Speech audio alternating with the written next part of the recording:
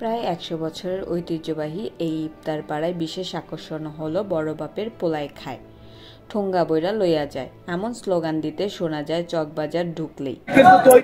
এটা বড় বাপের বড় পোলায় খায়, ঠোঙ্গা বইরা লিয়া যায়। এটা 12 আইটেম 12 মশলা দিয়ে তৈরি হয়। এটা গরু মাংস বাদে সব আইটেমই চিকেন দেওয়া হয়। হিন্দু মুসলিম খ্রিস্টান সব জাতি খায়, যার জন্য গরু দেওয়া হয়। এটা দাদারা ব্রিটিশ পিরিয়ডে কইরা আইছে, পাকিস্তান পিরিয়ডে কইরা আইছে। আমরা বাংলাদেশ হওয়ার পরে আমরা 2 ভাই করতাম। কেজি 800 টাকা, সর্বনিম্ন 1 পা 200 টাকা।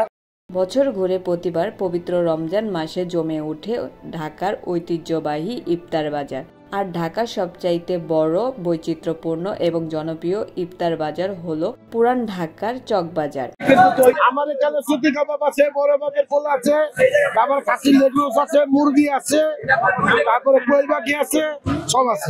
বড় বাপের পোলা 800 টাকা কেজি, খাসি রান 800 টাকা পিস, কাবাব এটা 1600 টাকা কেজি, এটা 1200 টাকা কেজি, মুরগি 400 টাকা পিস, কোয়েল পাখি 80 টাকা পিস, ওটা গরু খাসি আছে, মুরগি।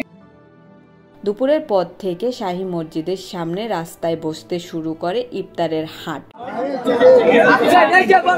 চকবাজার ইফতারের জনপ্রিয়তা পথ হলো বড় বাপের পোলায় খায়, ঠোঙ্গা বইরা লইয়া যায় এমন স্লোগান দিতে শোনা যায়। বড় বাপের পোলায় খায়, ঠোঙ্গা বইরা লইয়া যায়, ধনী গরিব সবাই খায়, মজা পাইলে লইয়া যায় এমন সব স্লোগান দিতে শোনা যায় চকবাজার ঢুকলেই।